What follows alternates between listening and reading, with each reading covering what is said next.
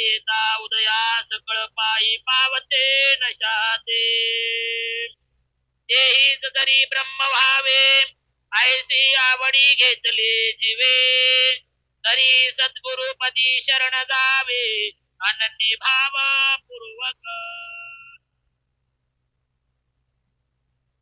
अनंत ब्रह्मांडाचं देवादेव महाराजांच्या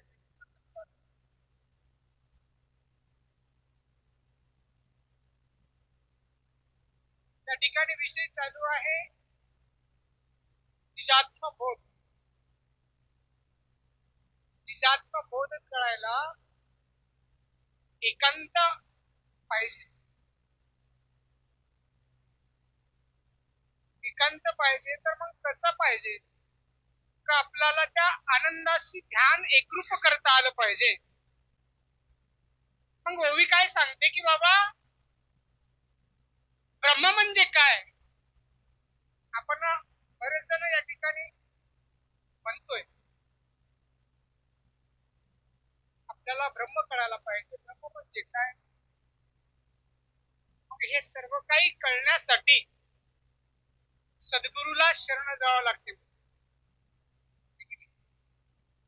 सद्गुरु अर्थात तो ज्याच्या केवळ दर्शनाने ज्याच्या केवळ पुण्याईने आपल्याला सद्गुरूची प्राप्ती करता येते. कोणी बोलू नका प्लीज. या ठिकाणी स्मरण चाललंय जीवाच्या हिताचं. खरा आनंद म्हणजे काय आहे. आनंदाचा आनंद आपल्याला ओळखता आला पाहिजे. याच्यासाठी चाललेली खटाटोप आहे. दुसरं काही एक नाही. या जीवाचं हित साधून घ्यायचं आहे. यासाठी हा सत्संग आहे. याच्यामध्ये दुसरा काही एक या ठिकाणी संबंध नाहीये. हा जीव कोठून आला. या जीवाने करायचं काय आहे. याच्यासाठी हा दर पौर्णिमेला दर अमावस्येला हा सत्संग या ठिकाणी प्रत्येक मठसंस्थांवर चालत असतो. खरोखर पूर्वीच्या काळामध्ये हे जे काही शास्त्र आहेत ना आनंद संप्रदायाचे बरेच जण या ठिकाणी या व्यासपीठावर बोलून गेले की हे केल्यानं सद्गुरूची प्राप्ती होते. ते केल्यानं सद्गुरूची प्राप्ती होते. काही केल्यानं काही होत नाही. त्या आनंदाचं स्मरण केल्याशिवाय सद्गुरूची प्राप्ती होणं शक्य नाही. प्रत्येकाला या ठिकाणी विश्वासानं सांगायचं म्हणजे एकच आहे. तळमळ एवढीच आहे. याच्यासाठीच भगवानगीर बापूने एवढा खटाटोप या ठिकाणी केलाय. तुमच्या आमच्या जीवाच्या हितासाठी केलाय. खरा ब्रह्म आपल्याला ओळखून घ्यायचा आहे. आणि खरा ब्रह्म जर ओळखून घ्यायचा असेल तर सद्गुरूला शरण जावं लागते. मग तो सद्गुरू कोण आहे. सद्गुरू कसा ओळखायचा आहे. याच्यासाठी सुद्धा आपल्याला या ठिकाणी तनमन धनानं सर्व काही अर्पण करावं लागते. किंवा या ठिकाणी काही एक केल्यानं आपल्याला सद्गुरूची प्राप्ती होणं शक्य नाही. वारंवार या ठिकाणी सद्गुरू महाराज सांगतात शिष्यांना की बाबा रे चित्त मन बुद्धी हे सर्व काही असं असणारा अहंकार जोपर्यंत या शरीरामधून बाहेर या ठिकाणी निघणं शक्य नाही तोपर्यंत सद्गुरूची प्राप्ती होणं शक्य नाही. असं सद्गुरू महाराज शिष्याला सांगू लागले. सकळ त्रिताचे अवलोकन केलिया प्राप्ती होय घन देणे करिता गुरु तीर्थ वंदन सकळ सामर्थ्य तयामध्ये. मग एवढं सामर्थ्य सद्गुरूकडे आहे. सर्व तीर्थ त्याच्या पायापाशी आहेत. तरी आपल्याला भटकण्याची गरज नाही. सद्गुरू या ठिकाणी ओळखला की जीवाचं हित झालं. कुणाकडेही आपला संप्रदाय आज नाही तर सनातन पुरातन काळापासून चालत आलेला संप्रदाय आहे आनंद संप्रदाय. एवढं सामर्थ्य सद्गुरूंना आपल्या या पंचमहाभूताच्या शरीरामध्ये भरून होत या ठिकाणी दिलेलं आहे. एवढं सामर्थ्य या पंचप्राणामध्ये आहे की कोणासमोर हात पसरण्याची गरज आपल्याला नाहीये. एवढं सामर्थ्य सद्गुरूचं आपल्याकडे आहे. सर्व काही या हृदयामध्ये भरून आहे. फक्त दिशा या ठिकाणी बदलायची आहे, मार्ग बदलायचा आहे. सद्गुरु या ठिकाणी ओळखता येतो, का ओळखता येत नाही? म्हणून या ठिकाणी सद्गुरु महाराज शिष्याला सांगतात की बाबा असं असणारा सद्गुरू या ठिकाणी असं असणारं तुझं काही जरी असतील तर ते सद्गुरू माफ करतात.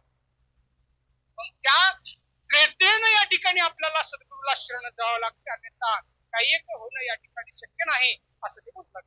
पाप कर्माशी नाश करी अज्ञान दीप उजळे अंतरी आणि भववारणवातून तारी सद्गुरु चरण उदक. सर्व काही पापातून, सर्व काही यवनीतून सद्गुरू या ठिकाणी, सद्गुरू असं असणारा पहिल्या तीराला नेऊन सोडतो, दुसरं कोणी एक सोडू शकत नाही. सद्गुरू म्हणजे कोण? सद्गुरू अर्थात कोण? सद्गुरू म्हणजेच दत्त महाराज, दत्त मालक सांगू लागले स्वतः. त्या ठिकाणी दुसऱ्याचं वर्णन या ठिकाणी नाहीये. हे काय भाकड कथा या ठिकाणी सर्वांना या ठिकाणी स्मरण करण्यासाठी इथं भगवानगिरी महाराज बापूंनी या ठिकाणी आमंत्रित केलेले नाहीये. संप्रदाय या ठिकाणी आहे. पुन्हा सांगण्याची गरज या ठिकाणी वारंवार पडू नये. म्हणून सद्गुरू कोण आहे? आनंद काय आहे? आनंदामधला आनंद या ठिकाणी काय आहे ते आपल्याला ओळखता आलं पाहिजे. म्हणजे जीवाचं हित झालं, जीवाचं सोनं झालं. असं असणार सद्गुरू महाराजांचं वर्णन शिष्याला गुरु महाराज सांगतात. अनेक महिमासे विशेष अज्ञानाचा समूळ नाश जन्म मरणाचा सर्वच काही त्या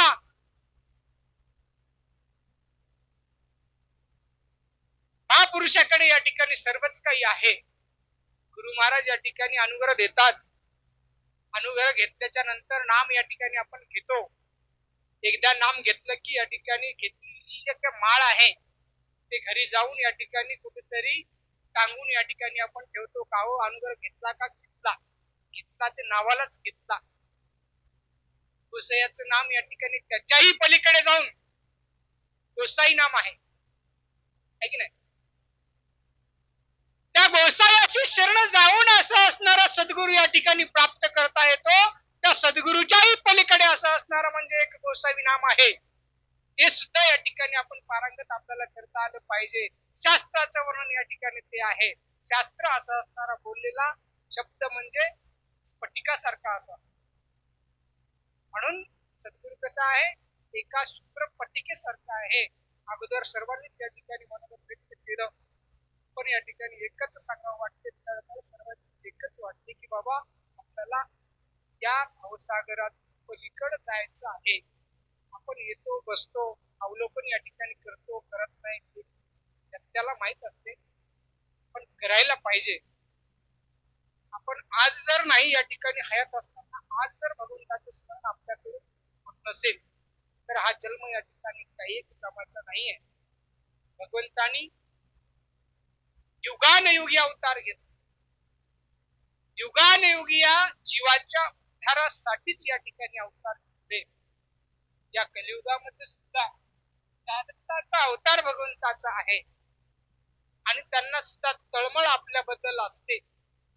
आता काही जण या ठिकाणी कसं झालंय, आज आहे मंगळवार, उद्या आहे बुधवार, म्हणजे असं असणार जसं की सप्त नाम आहेत ना, सप्त वार सुद्धा या ठिकाणी आहेत, 7 वार सुद्धा आहेत. त्या वाराच्या हिशोबानं प्रत्येक जण या ठिकाणी वागू लागलं. आपण आनंद संप्रदाय आहोत, आपल्याकडे सद्गुरूने दिलेलं नाम सुद्धा आहे, पण आपल्याला एकच या ठिकाणी समजत नाही की आपण खऱ्या मालकाची या ठिकाणी आपण चाकर आहोत.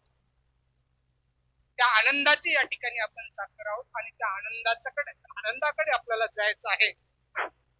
पण सोमवार, मंगळवार, बुधवार देवी देवताकडे या ठिकाणी या ठिकाणी कामा नये असं शास्त्र सांगते की बाबा वारंवार या ठिकाणी असं असणार स्मरण सद्गुरूचं केलं पाहिजे, तरच या जीवाला मोक्षाची प्राप्ती या ठिकाणी प्राप्त होऊ शकते.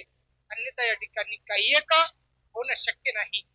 गुरु महाराज शिष्याला सांगू लागले. गुरु महाराज की जय. वेळ तर मला वाटतं 4 वाजेपर्यंत आहे ना. कसं शक्य आहे? येऊच शकत नाही का? कसं काय? का तर या ठिकाणी नामाचं चिंतन चालू आहे, आनंदाचा गजेर चालू आहे. पाऊस आला पण गेला, पाठीमागेच फिरून गेला, पुढे तर पडलाच. काय म्हणणार? का तर या ठिकाणी आनंदाचं चिंतन, आनंदाचं स्मरण चालू आहे. ज्या ठिकाणी भगवंताचं चिंतन पूजन होत असते ना, ती जागा पवित्र असते. आणि हे भगवंताच्या पदस्पर्शाने पावन झालेल्या या बरड शेवाळा नगरीमध्ये भगवानगीर बापूंनी 2004 मध्ये या ठिकाणी स्थापना केली. छोट्या छोट्या गोष्टी या ठिकाणी सांगायच्या नसतात, प्रत्येकाच या ठिकाणी प्रत्येकाला माहित असते. त्यांनी खूप या ठिकाणी कष्ट या ठिकाणी त्यांच्या जीवनामध्ये फार या ठिकाणी केलेत, त्यांना लाभलेत. का?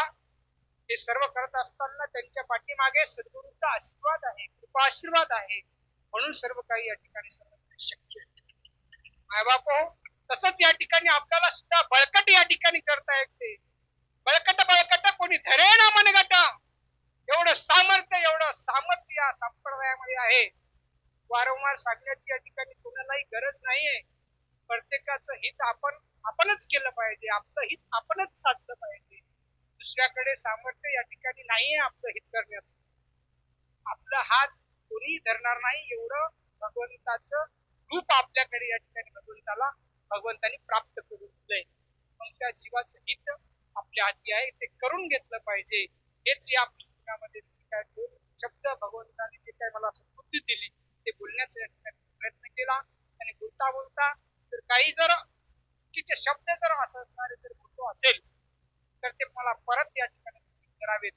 आणि पुन्हा एकदा सर्वांना संतांच्या चरणावर या ठिकाणी नतमस्तक होतो. आणि सर्व काही भक्तांच्या पंचकोशी सर्व मंडळींच्या या ठिकाणी सर्वांना या ठिकाणी सांगून थांबतो. आणि जे आनंद